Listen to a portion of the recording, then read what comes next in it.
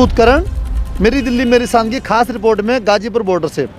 आज हमारे साथ भारतीय किसान यूनियन के यहाँ पे स्तंभ हैं, यहाँ पे हमारे साथ आज 17वां दिन है, डटे हुए हैं एक फौजी की तरह। पूरा देश इंतज़ार कर रहा है क्या होगा इस पूरे मुद्दे पे।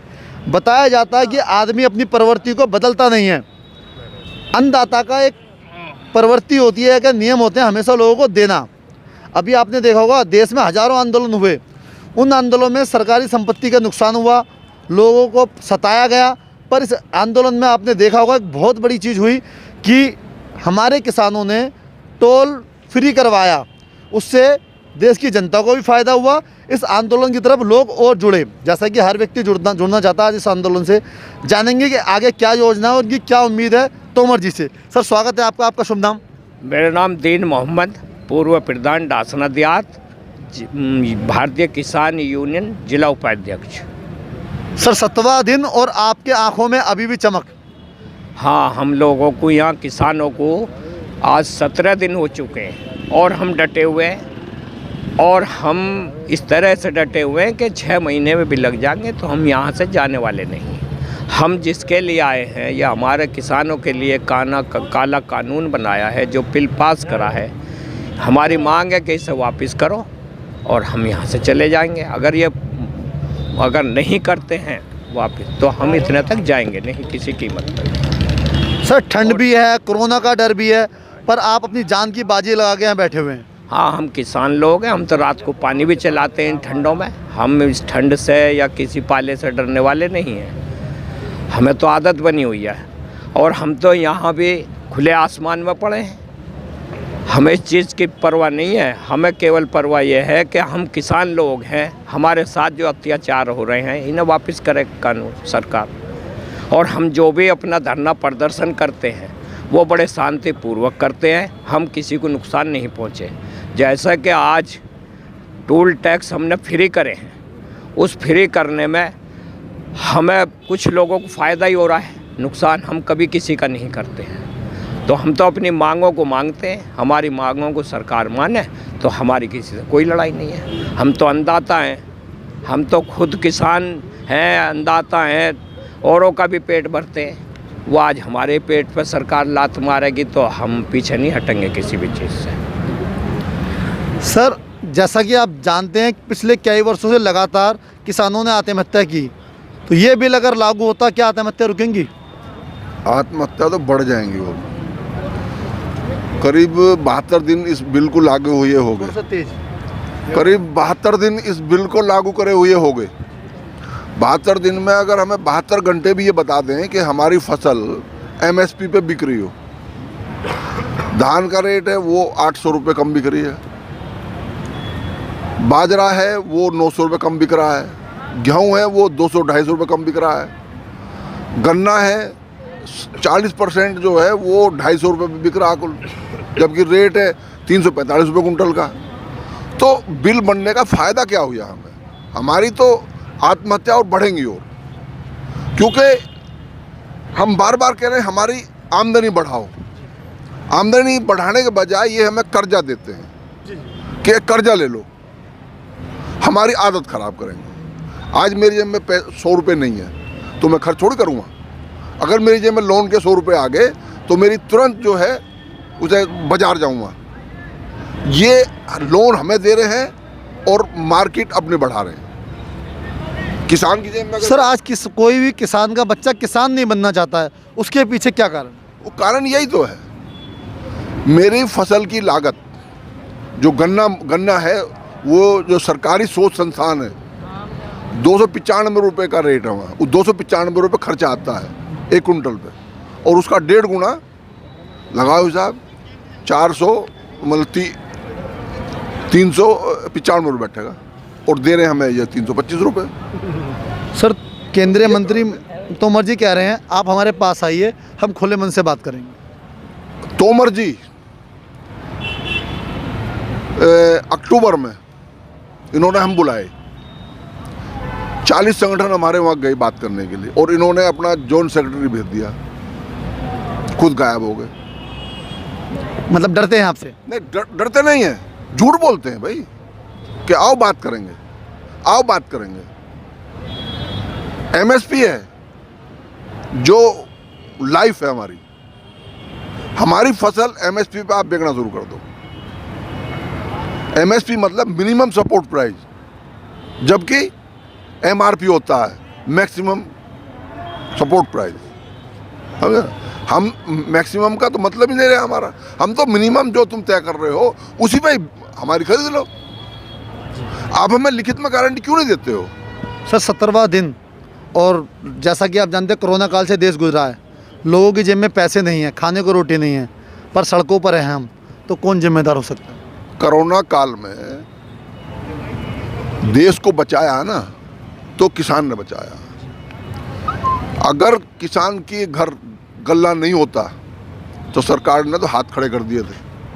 अभी भी कह दी कि मरना जीना कोरोना का साथ है, जैसे चाहो वैसे करो। आज डर दिखा रहे हैं, कोरोना बढ़ रहा है।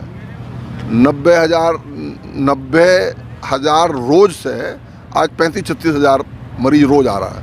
घट रहा है ना, लेकिन चिल्ला रही है, इस मूवमेंट को फेल करने के लिए चिल्ला रही है। कोरोना है एसी वालों के लिए, कोरोना है हवाई जहाज वालों के लिए।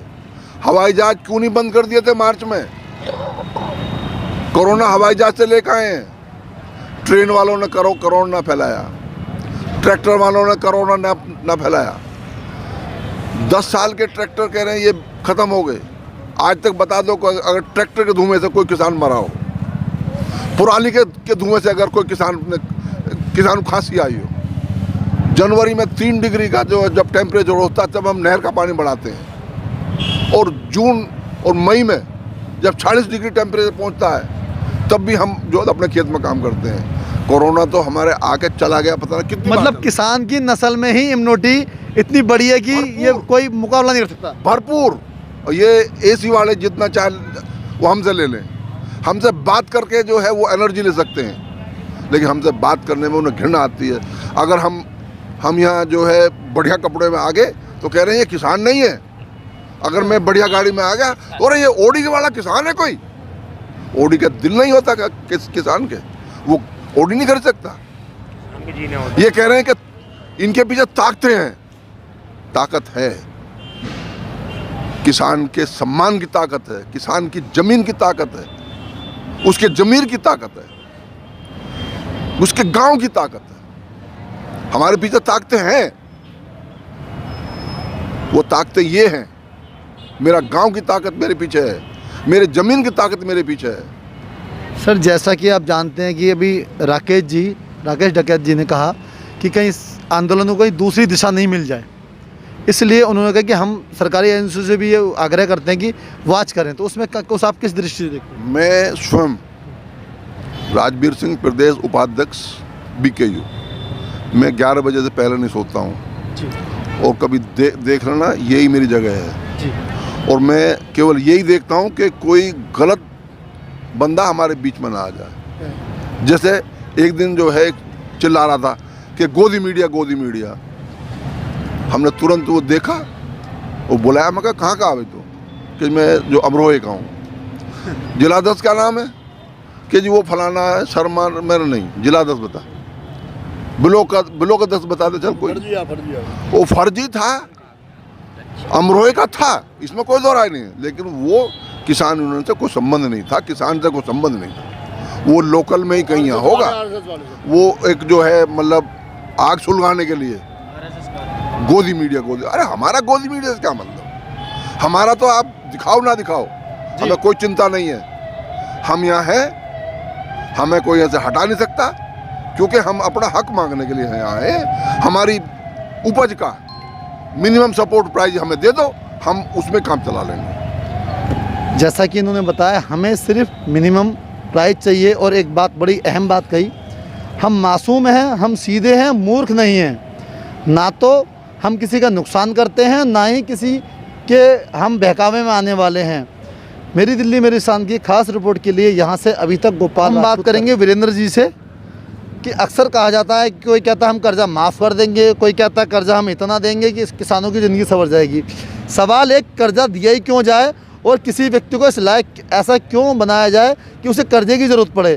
क्यों ना हम उसकी मदद करें अच्छे से, जानना चाहेंगे। सर कर्जा कब तक? कर्जे की तो किसान को ज़रूरत ही नहीं है, ना किसान कर्जा मांगता। किसान तो अपनी फसल का रेट मांगता है। यदि किसान को अपनी फसल का रेट सही मिल जाए तो किसान तो उल्टा कर्जा देगा ही ना। किसान पर तो इतनी आमदनी हो जाएगी कि किसान तो उल्टा ही ना कर्जा देगा सरकार को। किसान कर्जा लेना नहीं चाहता, किसान तो कर्जे में तो सरकार दे रही है, दबा रही है। नहीं, मैं ये कहना चाहता हूँ कि सरकार अक्सर कहती है हम आपको किसानों को कर्जा दे रहे हैं, पर मेरा मानना किसानों को कर्जा ना दिया जाए, मदद की जाए कि भैया ये आपके लिए है, ये योजना है, इससे आप उभर जाएंगे, गरीबी दूर हो जाएगी। क्यों ना ऐसी कोई योजना लाई जाए? नहीं, किसान की लिया जो कर्जे की तो ज़रूरत ही नहीं है भाई साहब। मैं यही कहना हाँ, किसान तो सक्षम है, अपनी खेती से इतने पैदा ले सकता है यदि उसके फसल का सही दाम से मिल जाए। किसान की फसल का यदि किसान को सही दाम मिल जाए तो कर्जे की जरूरत नहीं है किसान को।